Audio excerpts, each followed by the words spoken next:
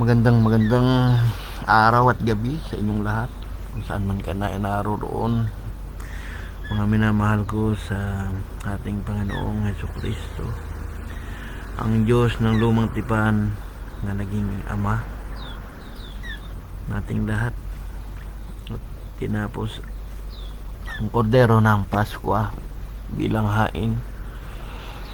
Pinangako niya kay Moises na gagawin at umakyat sa langit at ibinuhos ang kanyang Espiritu Santo sa ating lahat. Yan po ay nag-iisang Diyos lang at wala akong tatlong Diyos. Si Kristo ay walang ama, walang anak, walang ina, dahil siya ay Diyos. Marami ho ang bumabasa ng Biblia, subalit puro literal ang unawa, hindi humihingi ng gabay ng Espiritu Santo ng ating Panginoong Hesus. Ang buong aklat po ng Biblia na yan ay binubuo lamang yan ng Father Passion. Yung pong ama talaga naghirap dyan para sa atin, at hindi yan nagpapatay ng anak, dahil hindi pinapatay ang bugtong na anak na si Isaac kay Abraham. Kaya kung ano binawal niya kay Isaac, hindi niya yung gagawin. Yung pagpapatay ng anak, nasa awit 106:37 to 38 ho yan. Lagi niyong tandaan yan, basahin ninyo yan. Ngayon, nais ko pong talakayin sa inyo na itong sinasabi ninyo na Son of Man, Son of God, Son of David, na ginagamit ni Kristo bilang talinhaga sa kanyang katawang Diyos, na anyong Diyos na nasa lupa. Dahil sa Matthew 22:45, sinasabi nilang anak siya ni David, pero sinabi ni Kristo, paano kung naging anak ni David? Si David na rin ang tumatawag sa aking Panginoon. Kaya sa 46, Matthew 22:46, hindi na nagtanong pa ang mga tao sa kanya.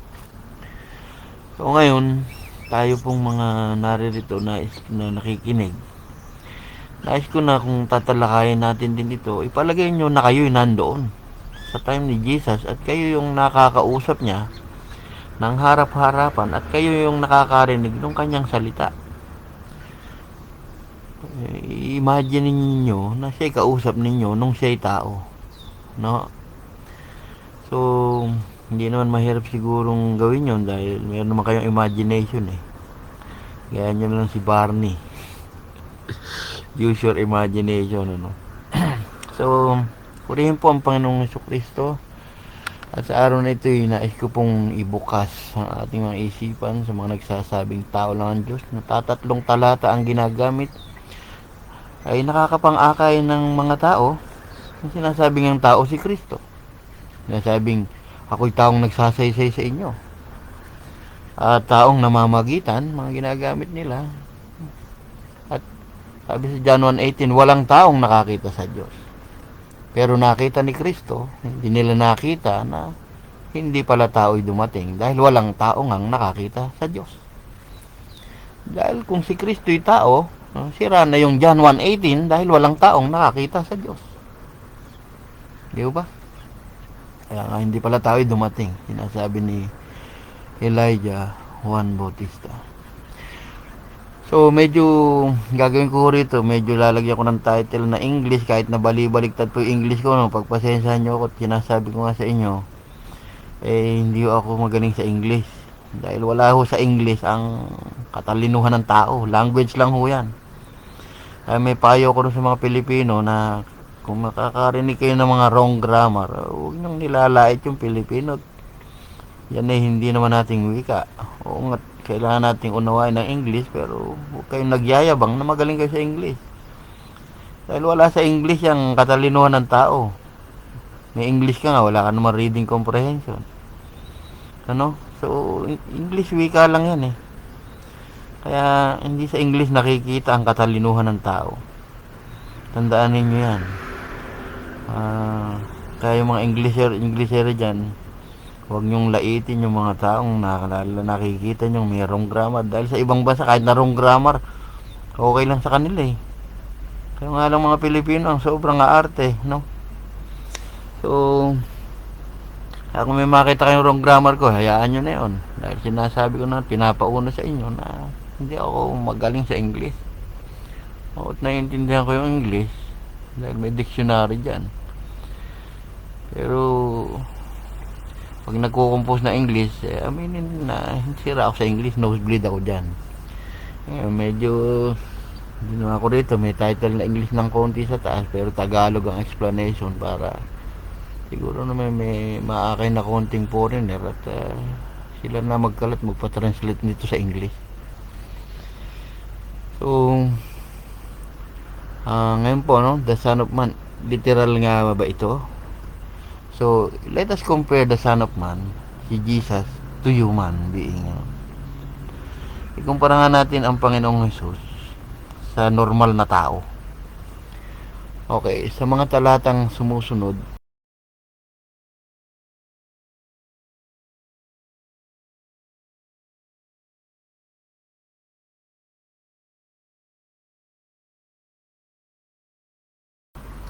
lahat ng talata sa OT na nagaganap, kinaka-copy-paste lang ho yan sa NT kung saang senaryo yun ginanap ng Diyos.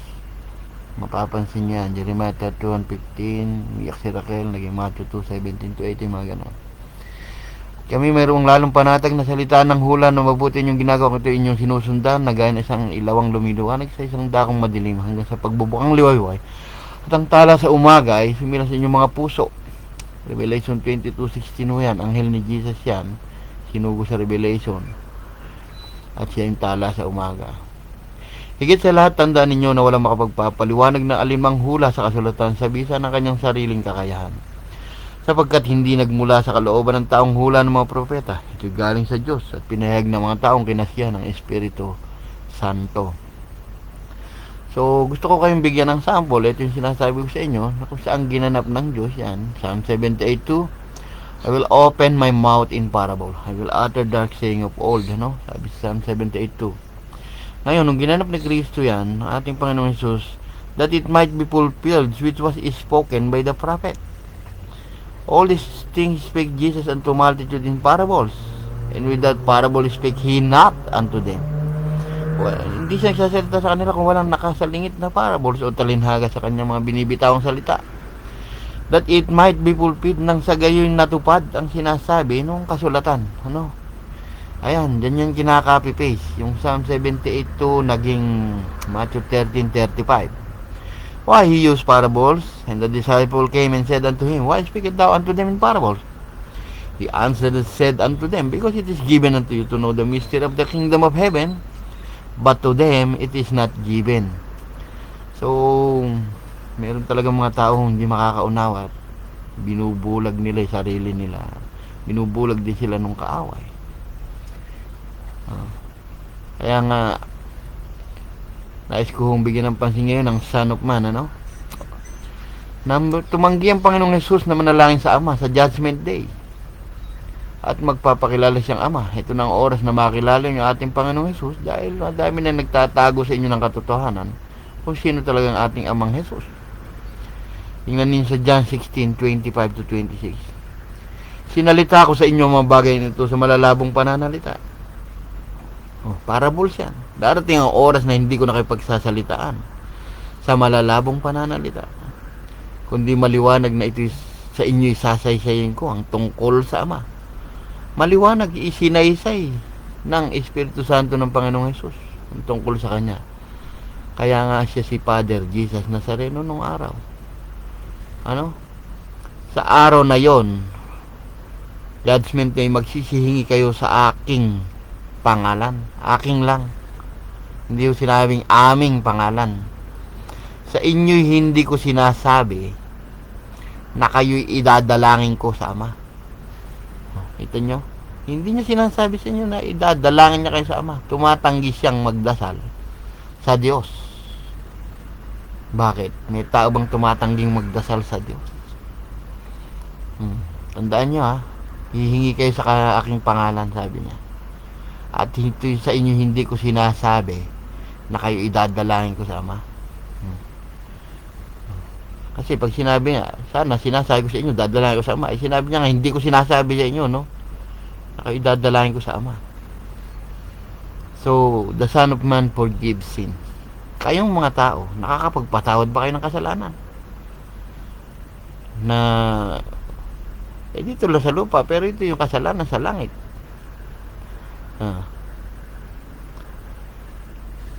Ibig sabihin Diyos lang ang nagpapatawad ng kasalanan ng tao. Nakarecord lahat sa Kanya yan. Kaya itong kinukuha dito ng Diyos, dapat upang maalaman nyo anong tayo may kapamahalan sa lupa na magpatawad ng mga kasalanan. Kapamahalaan ang tinutukoy dyan. Diyan namamahala. Kaya sinabi sa lupa, magtindig at buhati mong yugat, umuwi ka sa iyong bahay. Nagalit pa ng mga tao dyan para kang Diyos na nagpapatawad ka ng kasalanan. Ay nagkasala sa'yo, patawarin mo.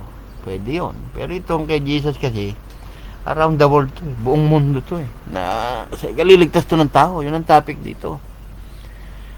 Kaya nyo bang patawarin ang buong mundo sa kanilang mga kasalanan? Kaya ba ng tao yan? The Son of Man is the Lord of Sabbath. Isa lang naman ang Panginoon. Deuteronomy 6:4. The God of Israel is one Lord.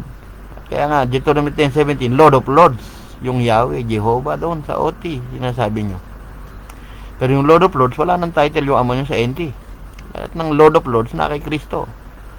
Dahil kung dalawa yung Lord of Lords, magiging Lords of Lords yan, parehong S. Wala nang talata sa Biblia, sa NT, verbatim exact word, na Lord of Lords yung tatay nyo. Tandaan nyo yan.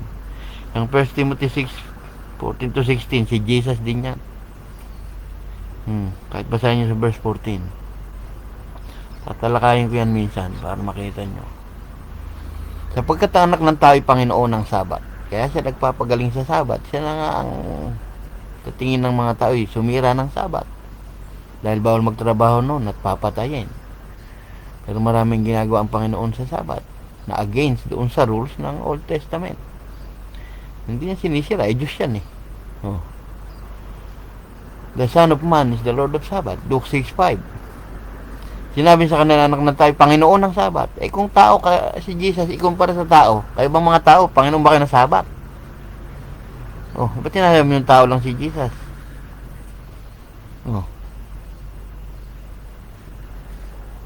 Son of Man own all angels and judge on judgment day.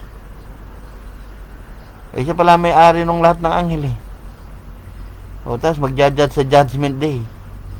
Tao ba yan? Matthew 13:41-42. Susuguin ng anak ng tao ang kanyang mga anghel. Mga yan, at kanilang titipunin sa labas ng kanyang kaharian. May kaharian siya. Ang lahat ng mga bagay na nakapapatisod at nagsisigawan ng katampalasanan. At sila'y igagatong sa kalan ng apoy. Diyan ang pagtangis at pagngangalit ng mga ngipin. Kita nyo yan? Susunugin na kayo sa impyerno anak ng tao lang ang tingin nyo. Kasama nyo pa yung mga anghel. Tao ba yan? Kayong mga bumabaluktot ng kasulatan, hanapin nyo yung meaning ng mga pinagbabasa nyo. Anak ng tao, may-ari ng mga anghel. Tao. Tapos susunugin kayo sa impyerno. Tao. Siya rin ang nag-judge na yan. Yung Son of Man with fire and coming with all his angels. Ano ba sinabi sa Isaiah 66:15? Sapagkat narito ang Panginoon ay darating, yung Diyos ay darating, yung Ama ay darating, pero yung Ama nyo hindi darating sa ente. Walang talata sa ente na darating yung Ama nyo. Last two verses ng Biblia, Revelation 20:21-22, si Kristo ang darating na hinihintay ng lahat ng tao. Nangako sa Isaiah yung Diyos nyo na darating yung Ama nyo, tapos hindi dumating sa ente. Isa lang naman ang Diyos. Dati nga may apoy, ningas ng apoy. Ano sinabi sa Thessalonica? Sa ikalawang Thessalonica 1:7. At kayong mga pinaghatibig kasama namin ng kapahingahan sa pagpapaahig ng Panginoong Hesus mula sa langit. Nakasama ang mga anghel. Tao ba yan? Kasama yung mga anghel niya, tapos ng kanyang kapangyarihan sa nagniningas na apoy. Kanyang kapangyarihan, hindi naman sinabing kanilang kapangyarihan yan. Sapagkat ang Diyos natin, isang apoy na namumugnaw. Mamumugnaw. Oh.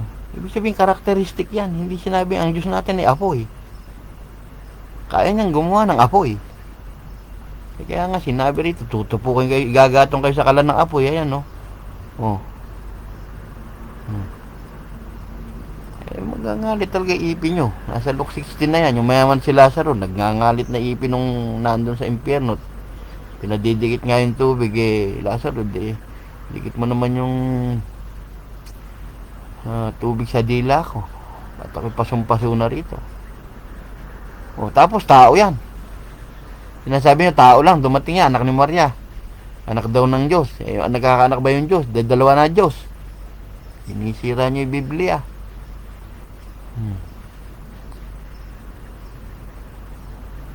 Son of man coming in His kingdom. At totoo sinasabi ko sa inyo, may ilan sa nakakatayo rito na hindi matitikman naman paraan ng kamatayan. Hanggang sa kanila makita anak ng tao na pumaparito sa kanyang kaharian. Oh. Tao ba yan?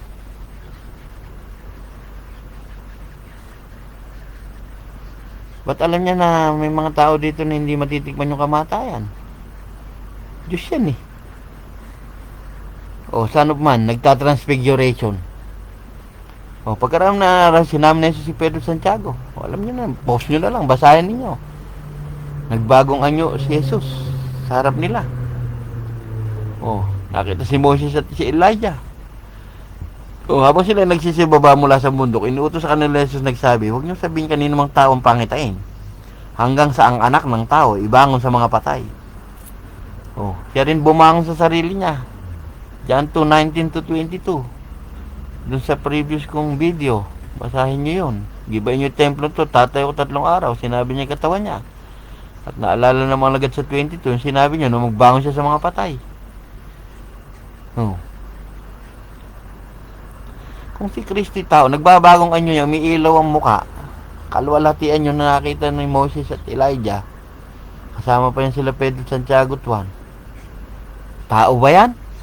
Ganyan ba ang human? Sige nga, sinong tao rito ang umiilaw ang muka na kikita niyong kasama si Moses at si Elias? Oh. Sinong tao yung bumubuhay ng patay? Na lahat ng patay binubuhay. Dahil bubuhayin daw kayo sa huling araw. Kain yung aking laman at dugo. Spiritual life yung sinasabi niya na yun, ano? Oh, sapagkat ang anak ng tao naparito upang ligtas ang nawawalang tupa, soul. Lahat yan, hinahanting niya lahat ng tao sa buong mundo. Tao ba yun? Matthew 19:28, sinabi niya sa kanila, totoo ang sinasabi sa inyo na kayo nagsisunod sa akin sa pagbabagong lahi. Pagkaupo na anak ng tao sa luklukan, sa trono ng kanyang kaluwalhatian, kayo na may magsisupo sa 12 luklukan upang magsihukom sa 12 angka ng Israel. Tao ba yan? May 24 thrones sa heaven, tapos may 12 luklukan dun. Ilalagay pa kayo. Tao yon. Hukom sa 12 lipi ng Israel. Tao yon. James 1:1 12 tribes scattered around the world. Kaya ba ng tao yan?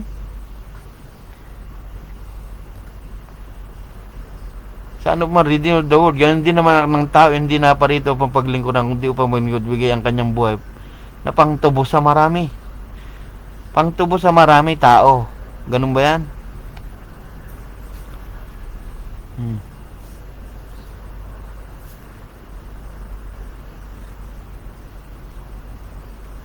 May anghel, may trono, may kaharian. Tapos, tao. Tapos, dumarating niya parang kidlat. Sapagkat gaya ng kidlat na kumikidlat sila at nakita hanggang sa kanluran, gayon din ang pagparito ng anak ng tao. Oh. Sige nga. Gaya ng kidlat. O di ang bilis. Sila at kanluran. Gayon din ang pagparito ng anak ng tao. So hindi slow motion, no?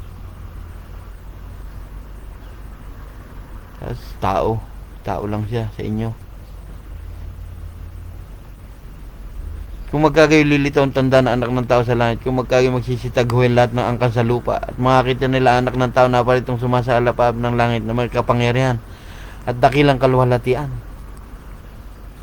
Ba't nagsisitago yung mga tao? Lahat ng angkan sa lupa. Kung tao lang yan, may kapitbahay nyo lang yan ba't tataguyan ng lahat ng tao sa lupa? Isip-isip naman kayo, no? Tatatlong talata ginagamit sa inyo na may tao. Isang katutak yung nasa sa Biblia, nagpapatunay na Diyos si Kristo. Pinipilit nyo isiksik sa utak ni tao. Magbasa kayo.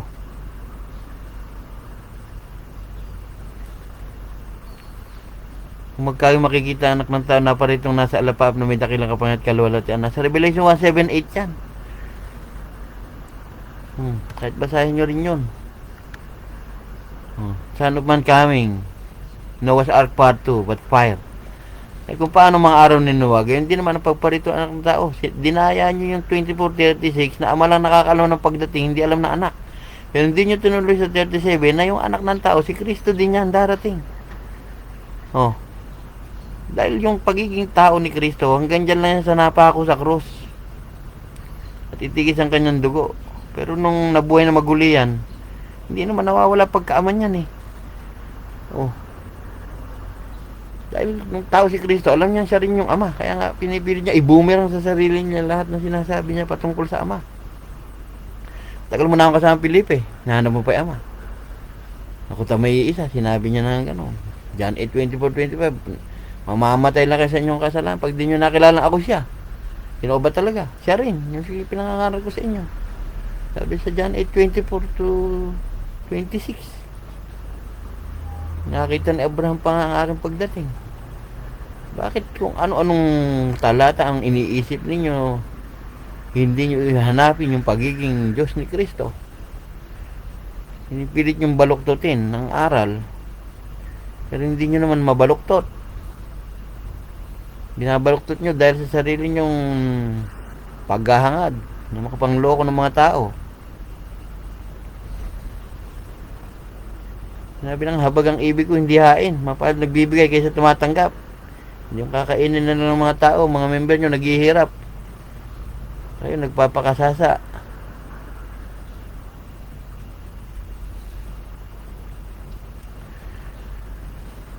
Dahil yan kung paano ang araw ni Noe, gayon din ang pagparito ng tao. Sapagkat gaya ng mga araw, bago nagkagunaw, sila ay nagsisikay at nagsisinom.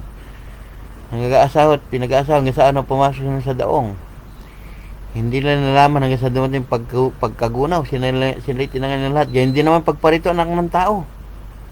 Judgment Day, pagparito ng anak ng tao. Tapos sinasabi nyo, anak lang ng tao yan, tao yan. Magja-judge. Tutupukin na kayo lahat sa apoy. Mga puwet nga kayo, sabi pa, kaya nga kayo magsanda naman sapagkat parito ang anak ng tao sa oras na hindi nyo inaasahan, iniisip, para magnanakaw. I-post nyo na lang itong video, basahin yung mga talata na to,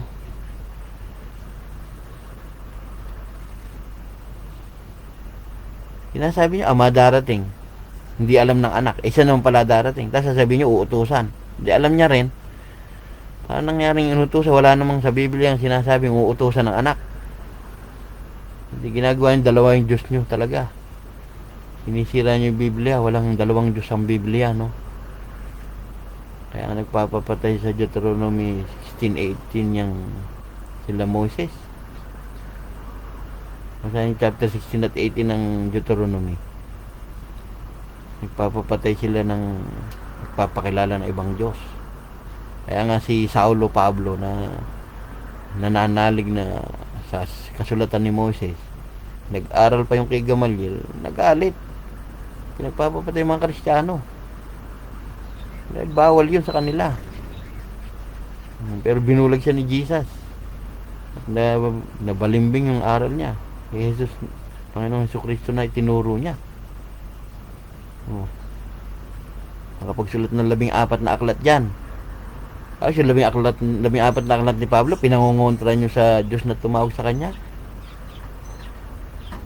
Pinangungontra nyo kay Kristo, pinangungontra nyo sa Panginoong Jesus. Mahiya naman kayo. Kaya nandyan yung 14 books na yan, book ng God yan. Wala namang apostol ang tatay nyo dyan eh. Bigyan nyo yung pangalan, wala. Matthew, Mark, Luke, and John. Kay Jesus. Si Pablo, 14 books. Si Jesus. Si Pedro, si Juan, si Judas, Santiago. Gusto lahat ni Kristo yan. Gusto ba ng ama nyo yan? Wala. Gumising kayo. Yung mga naninira ng Biblia. Paano yung pagsalansang nyo sa Panginoong Jesus? Basahin nyo yung mga hula, sundan ninyo. Sana man kami with all his angels. Ito, pagparito ng tao, nasa kanyang kalwalatian, yan yung umiilaw muka. Glory niya yan. Nakasama niya ang lahat ng mga anghel. Lahat yan. Lahat. Walang natira kahit isa. Kung magkagayo, luluklok siya sa kanyang trono, sa kanyang glory, sa kanyang kalwalatian, yung umiilaw na mukha. Nakita sa Revelation ni Juan, nakita ni Isaiah, at sumulat siya sa John 12:41, makita niya yung kaningningan ni Kristo nasa Isaiah 6 yun, 1 to 3.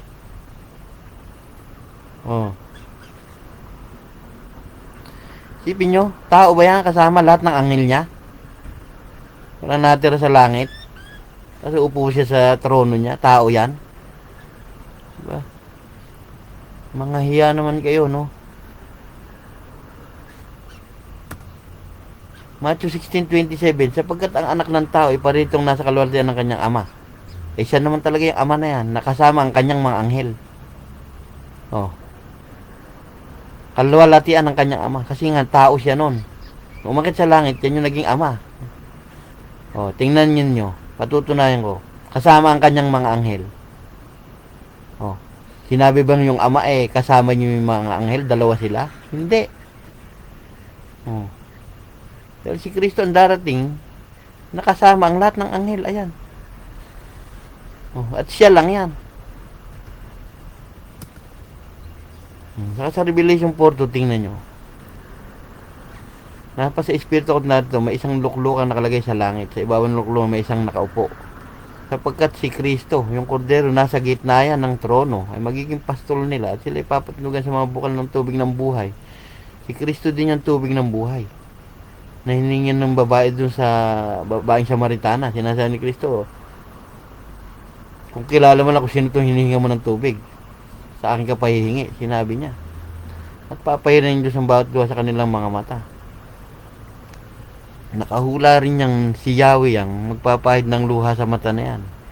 I-discuss ko sa inyo yan sa susunod, yung 22 na challenge na hindi nyo magagawang ama ni Jesus. The Son of Man seated in His power and coming with the clouds. Matthew 26:64, sinabi sa kanya ni Jesus, ikaw nagsabi, kayo may sinasabi sa inyo, buhat ngayon ay inyong makikita anak ng tao na nakaupo sa kanan ng kapangyarihan. Right niya yun, kapangyarihan niya, hindi kanan na lugar yan. At pumaparitong nasa mga alapaap ng langit. Sa Acts 1:2-3, sa Acts 1:8, umakit na sa langit yan. At ganyan din nyo siya nakita, kung paano siya umakyat, ganyan din siya babalik. Kaya sinasabi rin sa Matthew, pumaparitong nasa alapaap ng langit. Nandun din sa Revelation 1:7-8 yan.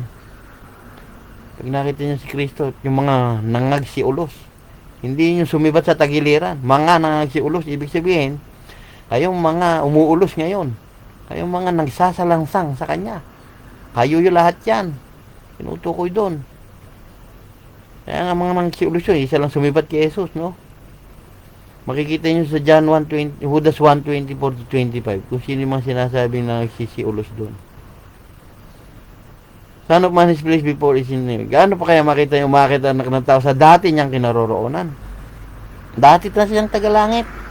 Kung sino yung umakyat, siya rin bumaba. Nasa Efeso 4:8-10 yun. Kung sino yung bumaba na yun, siya rin yung umakyat. Kung sino yung dati, tagaroon na siya. Kayo, tao, tayo. Tagaroon ba tayo? Galing na tayo rito sa lupa, sa putik, no? Hininga na sa ilong. Sa Genesis 2:7, hininga ng Diyos sa ilong. Ilan ba may sa ilong? Isa lang naman. Dalawa sa tenga. Maawa naman kayo sa mga tao. Kayong mga tao, magsipag-aral kayo. Hindi nakakabasa lang kayo ng isa, dalawang talata na isinisiksik dyan sa utak nyo. Tuntua naman kayo. Tandaan nyo, kapag bulag ang taga-akay, sama-sama kayo sa hukay. Son of man is placed before that is in heaven. Sabi sa Judas, tingnan nyo, ang mga ito naman hinulaan ni Enoch. Si Enoch ikapito sa bilang mula kay Adan. Nagsabi narito, dumating ang Panginoon kasama kanyang laksalaksang banal. Saan darating yung tatay nyo sa Revelation na may kasamang laksalaksang banal o lahat ng banal? Wala. Si Kristo rin yan. Mamaya makita nyo. Pangsigurang paghukom sa lahat at upang sumbatan lahat na masasama sa lahat na kanilang magawang masasama kanilang ginawa may kasamaan. At sa lahat ng mga bagay na mabigat na sinalita laban kay Jesus. Nakikita nyo? Kayo yung mga makasalanang masasama na sumasalansang sa Panginoong Hesus Kristo. Naintindihan nyo? Sinasalansang nyo, sinasabi nyo siya may ama pa, siya pa may Diyos pa, kung ano-ano. Kaysa 2, 3 sila. Matitikman nyo rin yan. Yung galit ng Diyos. Pinagbigyan na kayo. Kaya nga minahal niyang mabuti at masama. At pinapaarawan kayo. Pero dating araw may paghukom naman talaga yan. Saka yan, hinula ni Enoch. Panahon pa ni Adan yan.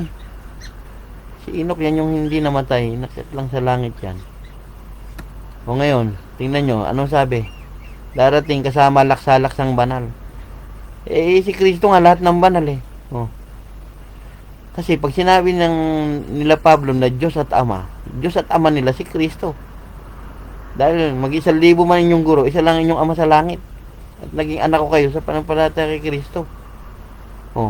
Sinabi niya yun. Sa pagparito ng ating Panginoong Hesus, nakasama ang kanyang lahat ng mga banal. Itong Diyos at Ama, nakakalito ba yan sa inyo? Ito basahin nyo, pagparito ng ating Panginoong Hesus nakasama ang kanyang lahat ng mga banal. Sinabi rito darating ang Diyos nakasama laksa-laksa niyang banal.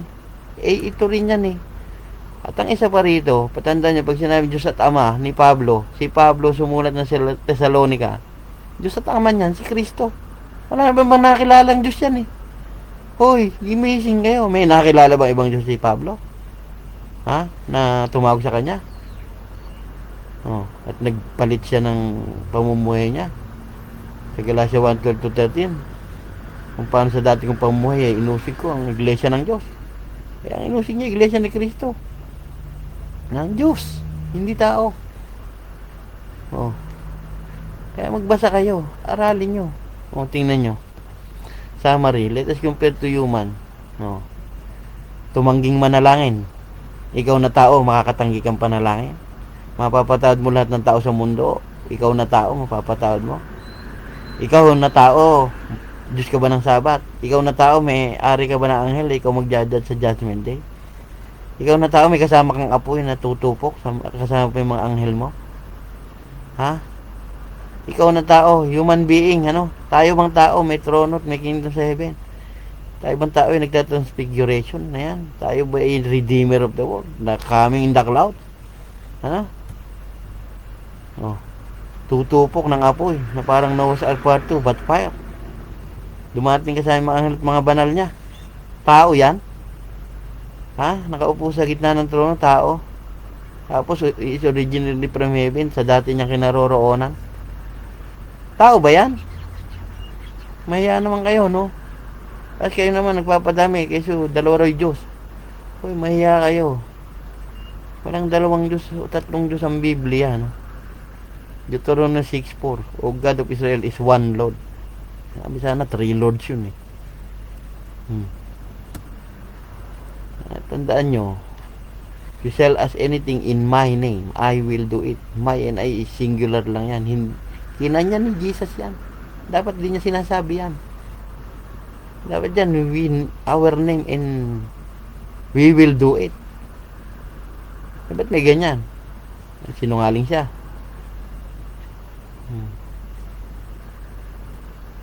Kaya nga po mga kapatid, pinapayo ko sa inyo, mag-review kayo.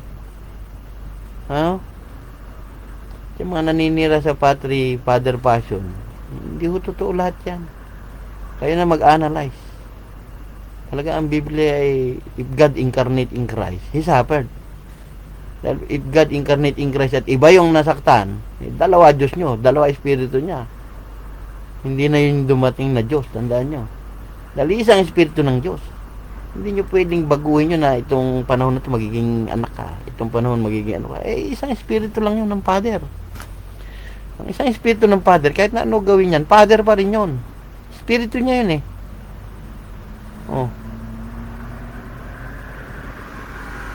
Kaya nga, yung 1 Timothy 3:16 na yan, God manifest in flesh, the mystery of godliness. God manifest in flesh.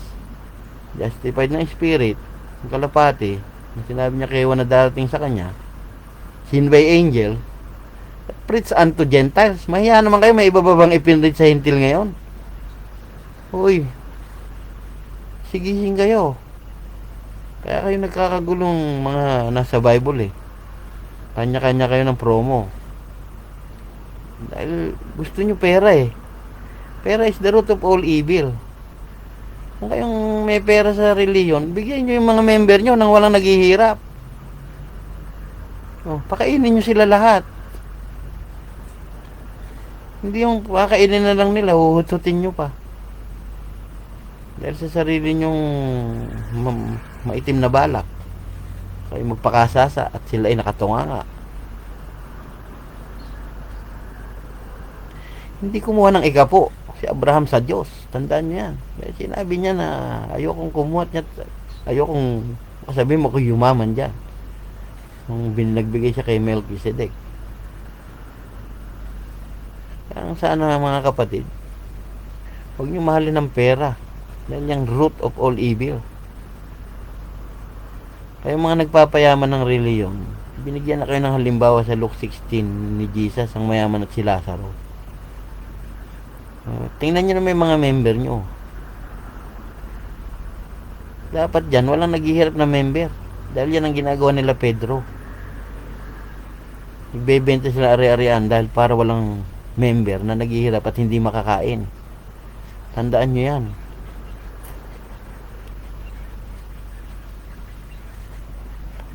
Kaya ngayon kung sinasabi niyong tao, no? I-analyze nyo na lahat yung summary na yan at ikumpara nyo sa normal na tao.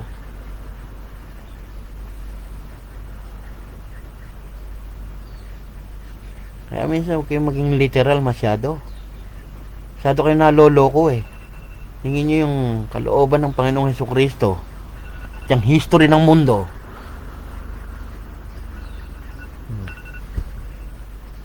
Kung sino siya talaga.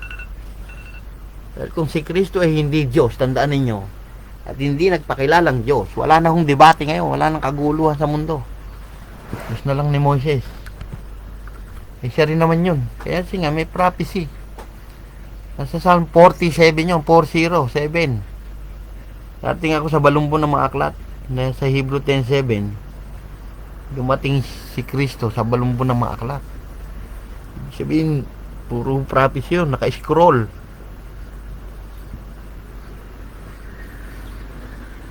Yung New Testament, katuparan lang ng hula ng OT yan. Sinulat ng lahat ng propeta.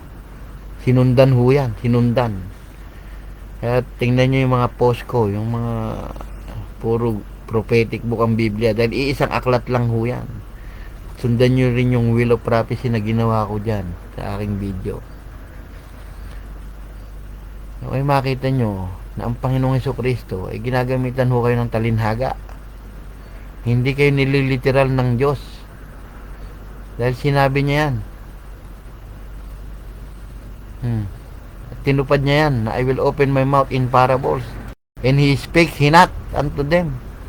Pagka nagbitaw ng may mga literal, pero sa pag sinabi niya na yung araw sa mga ama, tandaan niya, babalik lang lahat sa kanya yan. Meron at merong nakasalingit talinhaga yan. Kaya sinabi niya yan, sinalita ko sa inyo mga bagay na ito sa malalabong pananalita. Darating oras di ko nakipagsasalita ng malalabong pananalita, kundi maliwanag na sa inyo sasaysayin ko tungkol sa Ama. Ako na po ang ginagamit ng Panginoong Hesukristo para isaysay sa inyo kung sino talaga yung Ama na yan. Saan kayo nakakitang hindi magdadasal sa Judgment Day? Dahil kay Moses, si Moses ang magsasakdal sa inyo. Nakasulat ho yun.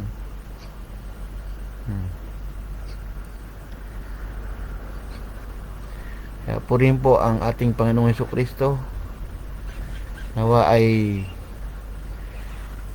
makita ninyo kung ang anak ba ng tao ay literal na tao.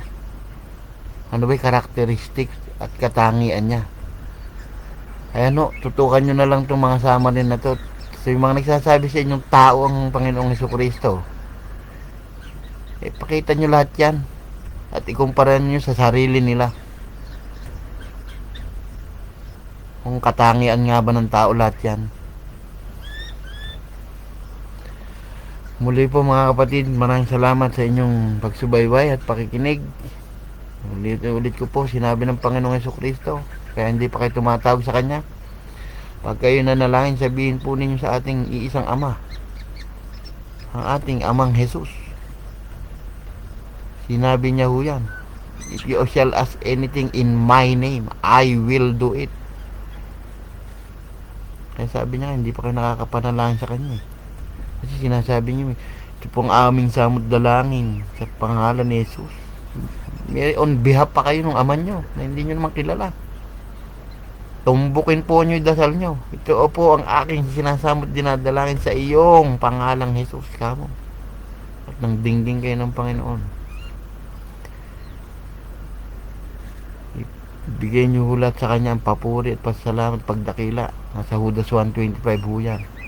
Ngayon at magpakailanman. Amen. So muli po, salamat sa inyong pagtatyaga at pakikinig at pagsubaybay sa live na ito. Muli po mga kapatid, sa aking pagbabalik, I'm out.